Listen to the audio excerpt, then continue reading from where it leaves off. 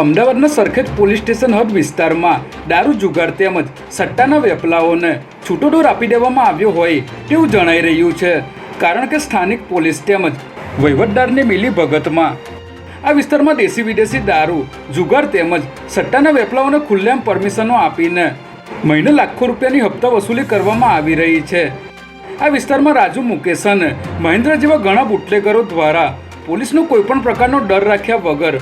મોટા પાયે દારૂનું વેચાણ કરવામાં આવી રહ્યું છે, જ્યારે સાબર ટ્રેડર્સની ગલીમાં પણ મસ્ત મોટું જુગારધામ ચાલી રહ્યું છે, જેનાથી સરખેજ પોલીસ સ્ટેશનના પીઆઈ અજાણ હોય તે પણ શક્ય નથી। ત્યારે સરખેજ પોલીસ સ્ટેશનની હદમાં આવી બદીઓ ક્યારે સંપૂર્ણપણે બંધ થશે તેની રાહ જોવાઈ રહી છે। અમદાવાદ શહેર પોલીસ કમિશનર દ્વારા પણ દારૂ જુગાર જેવી બદીઓને દૂર કરવાની કડક સૂચનાઓ આપવામાં આવી હોવા છતાં સરખેજ પોલીસ સ્ટેશન હદ વિસ્તારમાં આવી અસામાજિક પ્રવૃત્તિઓને છૂટો દોર આપીને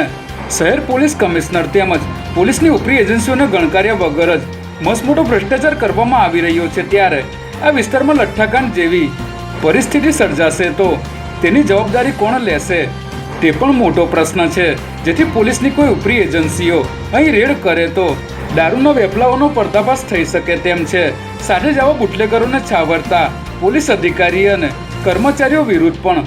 એસીબી દ્વારા યોગ્ય તપાસ કરવામાં આવે તો મસ્ત મોટો ભ્રષ્ટાચાર બહાર આવી શકે તેમ છે।